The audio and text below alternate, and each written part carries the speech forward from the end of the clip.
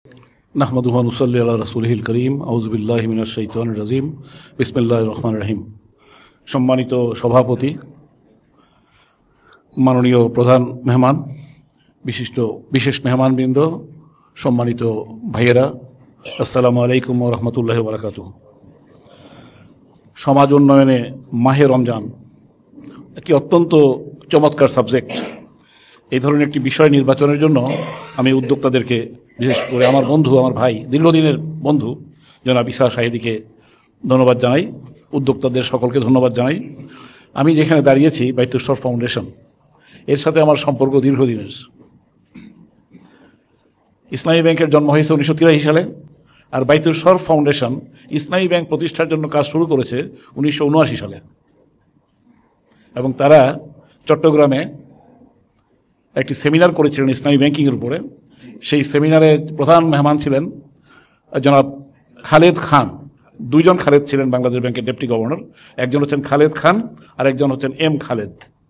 তো খালেদ খান সাহেব chief guest ছিলেন, আতাউল করিম সাহেব সেখানে বাংলাদেশ ব্যাংকের এক্সিকিউটিভ ডিরেক্টর পাবলিক রিলেশনস তিনি ছিলেন, এবং এম আইজুল হক তিনি তখন সোনালী ব্যাংক স্টাফ কলেজের প্রিন্সিপাল ছিলেন। তারা সেখানে জয়েন করেন এবং সেখান থেকে দাবি উচ্চারণ করা হয় এবং পদ্ধতি নিয়ে কথা বলা হয় যে জনগণ আস্থা রাখতে পারেন যে বাংলাদেশে যদি ইসলামী পদ্ধতির ব্যাংকিং চালু হয় তাহলে বাংলাদেশের মানুষ আর্থিকভাবে এবং সামাজিকভাবে বেনিফিটেড হবে। এই বিষয়টি কিন্তু বাইতুল শরফ ফাউন্ডেশন যে গতানুগতিক অর্থে আর 10টি প্রতিষ্ঠানের মতো নয়, তার একটা দৃষ্টান্ত হচ্ছে এটা। আরেকটা দৃষ্টান্ত বলতে পারি আমি, এইমাত্র আমাকে যে ব্রোশিওরটা দেওয়া হলো সেখানে যে প্রশিক্ষণের কথা বলা হয়েছে তার মধ্যে বলা হয়েছে চুল কাটার প্রশিক্ষণ। আমি এই প্রথম দেখলাম কোনো প্রতিষ্ঠান কিভাবে চুল কাটতে হয়, চুল কাটার প্রশিক্ষণ দিয়ে আমাদের স্বাবলম্বী করা।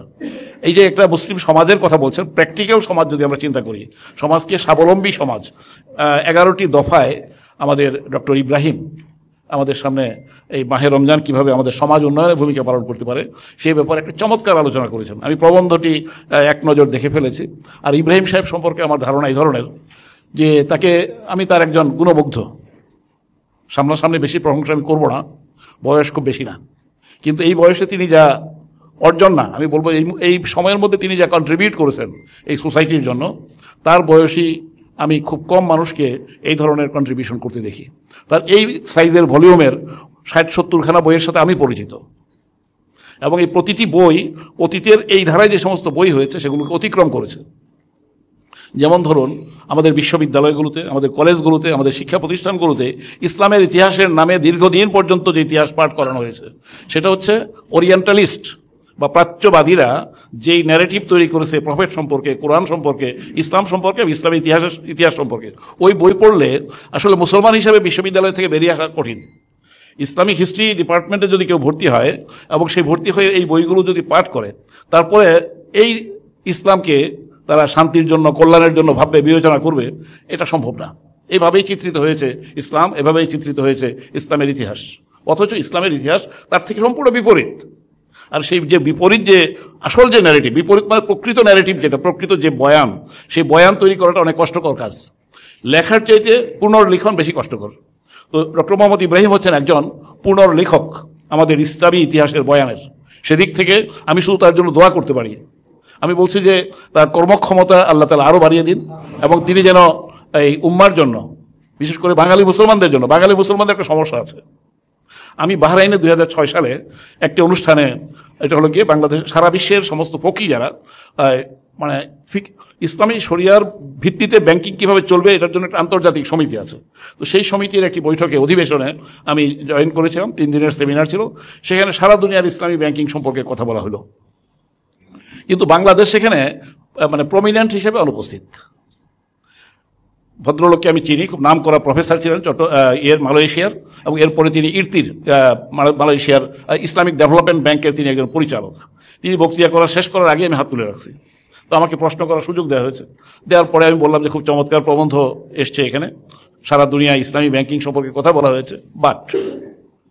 বাট বলে বললাম যে একটা বড় বাট আছে এই ব্যাপারে। সেটা হলো যে এই দেশটি বাংলাদেশ সারা পৃথিবীর 10% মুসলিম পপুলেশনের দেশ, এবং টমাস আর্নল্ডের মতে সারা বিশ্বে ইসলাম প্রচারের দিক থেকে বাংলাদেশ হচ্ছে সবচেয়ে সফল এলাকা। সবচেয়ে সফল এলাকা হচ্ছে বাংলাদেশ। এটা শুধুমাত্র আমরা দিন প্রচারের দিক থেকে এবং আমরা নিগৃহীত ছিলাম, বঞ্চিত ছিলাম, জাতিভেদ ছিল, সেই কারণে অসাম্য ছিল, সেই কারণে দলে দলে ইসলাম গ্রহণ করেছি। বিষয়টা এই ধরনের না, বরং ইসলাম আমাদেরকে দ্রুততার সাথে এই এলাকার লোকেরা মানে প্রবণতার দিক থেকে সেমেটিক দ্রাবিড় জনগোষ্ঠী জৈন ধর্মকে অবলম্বন করেছে, বৌদ্ধ ধর্মকে অবলম্বন করেছে, যেখানে অসাম্যের কথা বলা হয়েছে। অহিংসা পরম ধর্ম, শান্তিপূর্ণভাবে জীবন কাটাইতে পারিলেই মানুষ মুক্তির উপায় লাভ করিতে পারে, এই ধরনের শান্তি এবং সাম্যের কথা বলা হয়েছে। আর আর্য ধর্মকে এ এলাকায় অনেক জোরাজোরি করেও 1000 বছর ধরে চেষ্টা করেও চালু করা সম্ভব হয়নি। ইসলাম যখন এসছে, ইসলামকে এবার মোহাম্মদ ইসলামের সমসাময়িক কালে এই এলাকায় ইসলাম পৌঁছেছে। চট্টগ্রাম, বহদ্দারহাট, এই সমস্ত এলাকায় তার কিছু নিদর্শন আছে। তো সেই ইসলামকে এই এলাকার লোকেরা গ্রহণ করেছেন। কিন্তু সমস্যাটা হইল, তো আমাদের মুসলিম সমাজে সামাজিকভাবে আমরা কিন্তু দুর্বল হয়ে পড়েছি। দুর্বল হয়ে পড়া এই বিষয়টা আমি একটু উল্লেখ করতে চাই। এই জন্য সাবজেক্ট যেহেতু সমাজ উন্নয়ন, সমাজ এবং হচ্ছে মাহে রমজান, এই দুইটা বিষয় হচ্ছে আজকে মূল বিষয়। আমি সমাজ সম্পর্কে একটুখানি বলতে চাই যে দেখেন, আমরা যখন সমাজের কথা বলি, আদর্শ সমাজের কথা বলি, তখন কিন্তু আর মক্কার সমাজের কথা বলি না, আমরা মদিনার সমাজের কথা বলি। মোহাম্মদ ইসলামের নবুয়তি জিন্দেগির 13 বছর কাটিয়েছেন মক্কায় আর 10 বছর কাটিয়েছেন মদিনায়। কিন্তু আমরা যখনই কোনো বই লিখি সোসাইটি সম্পর্কে, তখন একটা সবচেয়ে বিখ্যাত বই মানে রসুল ইসলামের সময়ের সমাজ কেমন ছিল এটা বলতে গিয়ে বলা হয় মদিনান সোসাইটি ডিউরিং প্রফেটস টাইম। তো প্রফেটস টাইমে মক্কি সোসাইটি বলা হয় না। কিন্তু আপনাকে মডেল হিসেবে দেখার জন্য 13 বছর তিনি ছিলেন, 200 থেকে 250 লোক তারা ইসলাম কবুল করেছেন। তিনি তাদেরকে সেখানে পরিগঠন করেছেন, তাদেরকে সেখানে মাখন তৈরি করেছেন, সানা তৈরি করেছেন, তাদেরকে একটা নিউক্লিয়াস তৈরি করেছেন। এবং তাদের বয়স কত? 2 জন ছাড়া বাকি সবার বয়স প্রফেট মোহাম্মদ ইসলামের চাইতে কম, এবং অধিকাংশের বয়স 25 থেকে 35 বছরের মধ্যে। এটা আমাদেরকে একটু কাইন্ডলি নোট করতে হবে যে হোয়াই দিস, এই যে এইজ গ্রুপ, এই যে আপনার রিসেন্টলি যে পরিবর্তন আসলো না বাংলাদেশে, এটা কিন্তু এই জেনারেশনের লোকেরা কিন্তু এই পরিবর্তনটা এনেছে। মোহাম্মদ ইসলামের সমাজকে ধারণ করার জন্য, মোহাম্মদ ইসলামের আদর্শকে বা আহ্বানকে ধারণ করার জন্য যে মানসিকতা দরকার, সেটা আমার বা আব্দুল মালেক মোল্লা ভাই আমাদের পক্ষে ডিফিকাল্ট। আমরা পরিবর্তনকে ধারণ করা, আমরা একদম কাউঠার মতো একটা জিনিসকে আঁকড়ে ধরে আছি। পরিবর্তনকে সহজে আমরা মেনে নেব না, কিন্তু একজন তরুণ, একজন নবীন, সে খুব সহজে পরিবর্তনকে নিতে পারে। এই তরুণরা এবং তরুণদের মধ্যে আবার যারা সমাজের বঞ্চিত শ্রেণী ছিল, নির্যাতিত শ্রেণী ছিল, দাস ছিল, মহিলা ছিল, নারী এবং দাস, এই শ্রেণীর লোকেরা ইসলাম কবুল করেছে। তো আল্লাহ রসুল এই ধরনের লোকদের নিয়ে একটা নিউক্লিয়াস গড়ে তুলেছেন, যেখানে ওমর ফারুকের মতো সাইয়েদ, ওমর ফারুকের মতো কুরাইশ সর্দার, তিনিও বেলালকে সাইয়েদুনা বেলাল বলতে বাধ্য হয়েছেন। একবার গালি দিয়েছিলেন, তারপরে শতবার সাইয়েদ বলে, নেতা বলে, সর্দার বলে সেটা কম্পেনসেট করতে বাধ্য হয়েছেন। এটা হচ্ছে এমন এক সমাজ যে সাম্যের ইসলাম কিছু মানুষ তৈরি করেছেন। সেই মানুষগুলোকে তৈরি করে নিয়ে মদিনায় তাদেরকে নিয়ে একটা সমাজ তৈরি করলেন। যারা এখান থেকে হিজরত করে মক্কা থেকে মদিনায় গেলেন, তারা কিন্তু মদিনায় ঢুকে পড়েন নাই শুরুতেই, তারা কুবাতে ছিলেন। মোহাম্মদ ইসলাম যখন কুবায় গেলেন, গিয়ে সেখানে হাজির হলেন, এবং জনগণ যারা মদিনা থেকে যারা নাকি তাকে রিসিভ করতে এসেছে, তার আগে একটু বলি, আমি বোধহয় একটু 2 মিনিট সময় নিয়ে নিচ্ছি আর কি। দেখেন মদিনাটা পরিবর্তন হলো কীভাবে। প্রথমে 6 জন লোক গেছে, তাদের আউস এবং খাজরাজের মধ্যে যে ঝগড়াঝাটি ছিল, যে ঝগড়ার কথা একটু আগে বলা হয়েছে, এই ঝগড়াঝাটি মিটানোর জন্য কুরাইশদের সাহায্য নিতে তারা মক্কায় গেছে আবু উমামার নেতৃত্বে। 6 যুবক মদিনার যাওয়ার পরে তারা সেখানে বেশি সুবিধা করতে পারেনি, কিন্তু ঘটনাক্রমে মোহাম্মদ ইসলামের সাথে দেখা হয়েছে। মোহাম্মদ ইসলামের সাথে দেখা হওয়ার পরে তিনি তাদেরকে এমন কিছু কথা বললেন, তারা ফিরে আসার সময় বলল, আমরা যা নেওয়ার জন্য মক্কায় এসেছিলাম তা পাই নাই, কিন্তু যা নিয়ে গেলাম তা ওটার চাইতে অনেক বেশি। তারা মুসলমান হয়ে মক্কা থেকে মদিনায় গেলেন। পরের বছর তারা 13 জন আসলেন, এবং 13 জন এসে, বাকিরাও ইসলাম, তারা মুসলমান হয়ে গেছেন আগে মদিনাতেই। তারা এসে বললেন যে আমাদেরকে একজন রাহবার দেন, দিনের মুবাল্লিগ দেন, যিনি গিয়ে আমাদেরকে দাওয়াত দেবেন। তো একজন দেওয়া হলো, এমন এক ব্যক্তিকে দেওয়া হলো, তিনি ছিলেন মক্কার সবচেয়ে সুদর্শন, সব ইয়ং এবং সবচেয়ে সুবেশধারী, সবচেয়ে ভালো কাপড় চোপড় পরতেন, যিনি উহুদের যুদ্ধে শহীদ হয়েছেন, এবং তার কাফনের জন্য কিন্তু পুরা কাপড় পাওয়া যায়নি। মক্কার সবচেয়ে সুবেশধারী, সবচেয়ে ফ্যাশনেবল যে যুবক, তিনি মদিনায় গিয়ে যখন শহীদ হয়েছেন, তিনি কিন্তু কাপড়ের পুরো কাপড় পাননি, কিন্তু তিনি কিয়ামত হওয়ার আগ পর্যন্ত আপনাদের দোয়ার মধ্যে কিন্তু থাকবেন, এবং তিনি যুবকদের আদর্শ হিসাবে তিনি থাকবেন, যেটা রসুল আকরাম সাল্লাল্লাহু আলাইহি ওয়াসাল্লাম সৃষ্টি করেছিলেন। সেই সমাজ সারা পৃথিবীর মানুষকে গাইড করেছে দীর্ঘকাল পর্যন্ত। যখনই আমরা সমাজবদ্ধ হয়েছি, ঐক্যবদ্ধ হয়েছি, ততক্ষণ পর্যন্ত কিন্তু আমাদের পরাভব ঘটেনি, ততদিন পর্যন্ত কিন্তু আমরা শক্তিশালী ছিলাম। এটা দুনিয়ার যে কোনো দেশে মুসলিম সোসাইটি, এবং বাংলাদেশে ইসলাম কায়েম হয়েছে। আমি 2-1টা দৃষ্টান্ত দিতে চাই, যে আলোচনাটা আমাদের আসা দরকার, আপনাদের চিন্তার মধ্যে আসা দরকার। এখানে ইসলাম প্রচারকরা আগে এসছেন, বখতিয়ার খিলজির তলোয়ারের জোরে ইসলাম কায়েম হয়নি বাংলাদেশে। এটা খুব স্পষ্ট হওয়া দরকার যে এখানে কোনো তলোয়ারের জোরে, তুর্কি তলোয়ার দিয়ে এই দেশ দখল করা হয়নি। বখতিয়ার খিলজির আসার আগে 550 বছর ধরে এখানে ইসলাম প্রচারকগণ কাজ করেছেন, করে এই ধরনের বাইতুল শরফের মতো সারা বাংলাদেশে এই আপনার গিয়ে ইসলাম প্রচারকদের খানকাগুলো প্রতিষ্ঠিত হয়েছে। এবং এই খানকাগুলোর বৈশিষ্ট্য ছিল 4টা। নাম্বার 1 বৈশিষ্ট্য হলো প্রত্যেকটা খানকা ছিল ওই এলাকার সবচেয়ে বড় লঙ্গরখানা। ক্ষুধার্ত মানুষ, অভুক্ত মানুষ, তাদের খাবারের ব্যবস্থা সেখানে হতো, লঙ্গরখানা। আর যত রোগী আছে, যাদের চিকিৎসা দরকার, সুস্থতা দরকার, তারা এখানে এসে সেবা শুশ্রূষা এবং চিকিৎসা পাইত। থার্ড হচ্ছে যারা লেখাপড়া জানতো না, তাদের সেখানে শিক্ষার ব্যবস্থা ছিল। আপনি মাদ্রাসা বলতে পারেন, স্কুল বলতে পারেন, ইউনিভার্সিটি বলতে পারেন। এই লঙ্গরখানা, এই খানকাগুলো এটা ছিল। আরেকটা ছিল আমরা কমিউনিটি সেন্টার। সমাজের মানুষেরা সেখানে ঐক্যবদ্ধ হবে, নিজেদের মধ্যে আলাপ আলোচনা করবে এবং সম্মিলিতভাবে, সমষ্টিগতভাবে, সমাজবদ্ধভাবে নিজেদের উন্নয়ন কীভাবে করতে পারে এই ব্যাপারে তাদের মধ্যে কমিউনিকেশন হবে। এবং যদি কোনো জালেম যদি তাদেরকে পরাভূত করতে চায়, আক্রান্ত করতে চায়, তাহলে সেখান থেকে তারা এটার প্রতিকার করবেন, প্রতিরোধ করবেন। এই কাজগুলো তখন এইভাবে শত শত না, হাজার হাজার খানকা সারা বাংলাদেশে এই বখতিয়ার খিলজির আগমনের আগেই ছড়িয়ে পড়েছিল। তারা এমন এক আদর্শ কায়েম করেছেন এই প্রচারকগণ মুবাল্লিগে দিন, যে যখন বখতিয়ার খিলজি আসলো, এই এলাকার জনগণ, বৌদ্ধ জনতা, তারা এই 2 বাহু বাড়িয়ে দিয়ে এই বিপ্লবকে, এই পরিবর্তনকে তারা স্বাগত জানালেন। এটা হিস্টোরিক্যালি রেকর্ডেড। এবং এরপরে 550 বছর মুসলিম শাসনামলে এই প্রচারকরা, এই প্রচারকদের খানকাগুলো ছিল জনগণের দাবি এবং অভাব অভিযোগ শাসকদের সামনে তুলে ধরার সবচেয়ে গুরুত্বপূর্ণ পার্লামেন্ট। তারাই ছিলেন প্রকৃত জনপ্রতিনিধি। তাদেরকে ইতিহাসের বইতে বলা হয়েছে রিয়েল কিংস অফ বেঙ্গল। আপনাকে যদি আমি জিজ্ঞেস করি যে আপনি শাহজালালকে চিনেন, সবাই বলবেন চিনি। খানজাহান আলীকে, হ্যাঁ চিনি। কিংবা আপনার গিয়ে চট্টগ্রামের যে কোনো আউলিয়ার নাম জিজ্ঞেস করলে বলতে পারবেন। কিন্তু ওই আউলিয়ার সময়কার যে শাসক ছিলেন, রাজা ছিলেন বা সুলতান ছিলেন, খানজাহান আলীর সময় সুলতান কে ছিলেন বলেন দেখি? শাহজালালের সময় সুলতান কে ছিলেন বলতে পারবে? অনেকেই পারবে না, 2-1 পারতে পারেন। এই যে না পারা, যে কাকে জানেন আপনি? আপনি জানেন খানজাহান আলীকে, শাহজালালকে, শাহপরানকে। চিনার কারণ হচ্ছে তারা হচ্ছে they are the real kings of Bengal according to the historians. ঐতিহাসিকগণ বলছেন জনগণের হৃদয় রাজ্যের তারা ছিলেন প্রকৃত শাসক। এবং তার মানে হচ্ছে এটা সমাজের সাথে সম্পর্কিত বলে আমি আপনাদের সামনে এই কথাটা বললেন। তারা ছিলেন প্রকৃত পক্ষে সমাজের, তারা হচ্ছে নির্মাতা, সমাজের তারা সংগঠক এবং সমাজের তারা সুরক্ষক। যখন মুসলিম সমাজে বিপদ এসেছে, 200 বছর পরেই গণেশ একটা অভ্যুত্থান করার চেষ্টা করেছে। সেই অভ্যুত্থানে রাজারা দৌড়ে পালিয়ে গেছে, কিন্তু নূর কুতুবুল আলম একটি খানকা থেকে বেরিয়ে আসলেন, জনগণকে সংগঠিত করলেন এবং তার কাছে, এবং তখন ইব্রাহিম শর্কি জৈনপুর থেকে বাহিনী নিয়ে হাজির হতে চাইলেন তাকে করার জন্য, পরাভূত করার জন্য এই গণেশকে।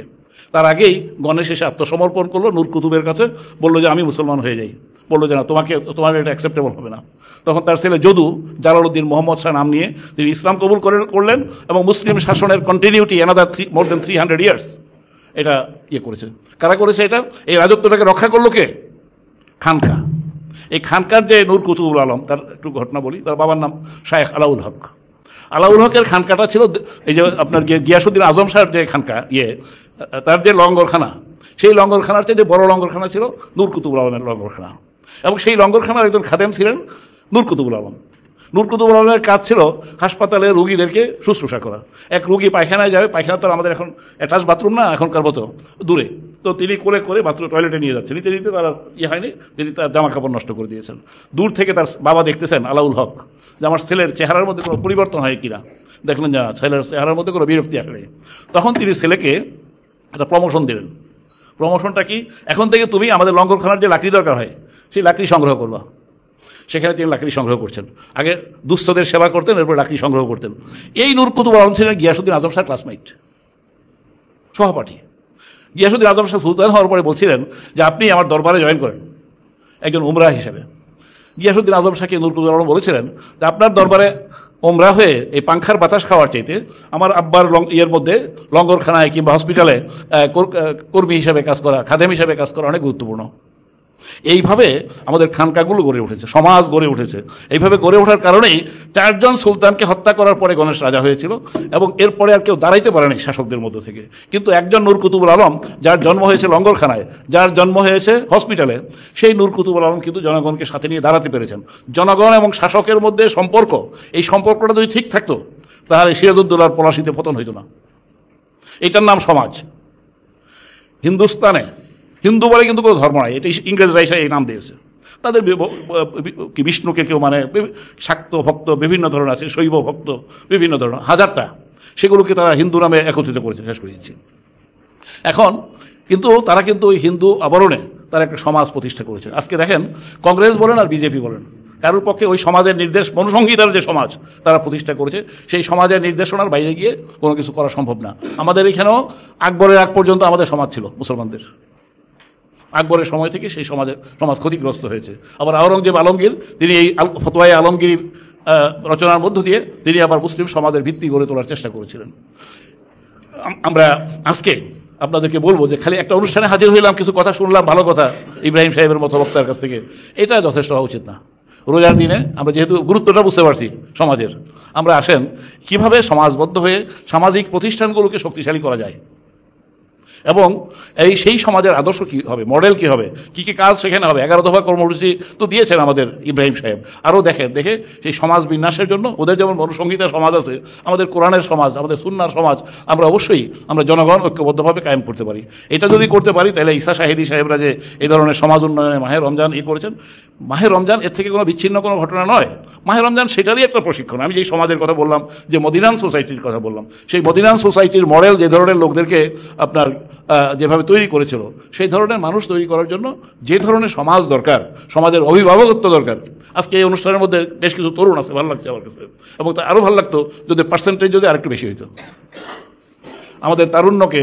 আজকে হ্যাঁ না ঠিক আছে, আপনারা মুরব্বীদেরকে গুরুত্ব দিয়েছেন, বাচ্চাদেরকে কম গুরুত্ব দিয়েছেন। আজকেও আমি যে জুমার নামাজ পড়ছিলাম, একটি ছেলে শুধুমাত্র কেরাতের সময় সে সাথে সাথে সূরা ফাতিহা পড়তেছিল, এইটুকুতে আমার পাশে বসে দাঁড়াইছে। খুব আমি শুনতেই কষ্ট হচ্ছিল, ইমাম সাহেব পর্যন্ত যাওয়ার কথা না সেটা, কিন্তু দেখা গেল ঠিকই মাইকে বলা হলো যে আপনাদের বাচ্চাদেরকে আপনারা সাবধান করেন, আপনার বাচ্চারা সাইডে কিংবা পিছনে জায়গা করে দেন। এই আলামতটা ভালো না, এই আলামতটা ভালো না। এই শিশুদের, তরুণদের কলরব যদি পিছন দিকে শোনা না যায়, আর মসজিদগুলোকে যদি আমরা আরেকটু কি বলা যায় আমাদের আরও জেনারেলাইজ না করতে পারি, সকল কর্মকাণ্ডের কেন্দ্রবিন্দুতে যদি করতে না পারি মসজিদ নববীর মডেলে, তাহলে আমরা সুন্দর সমাজ করতে পারবো না। আমরা অনেক দূর আগাইছি, আমার মনে আন্ডারস্ট্যান্ডিং আমাদের অনেক বেড়েছে। আল্লাহ তাআলা আমাদেরকে তৌফিক দেন সেই দিকে আরও দ্রুত কদমে আমাদের অগ্রসর হওয়ার। জাযাকুমুল্লাহ খায়রান। আমার কথাগুলো শোনার জন্য আপনাদেরকে সবাইকে ধন্যবাদ দিয়ে শেষ করছি। আসসালামু আলাইকুম ওয়া রাহমাতুল্লাহ।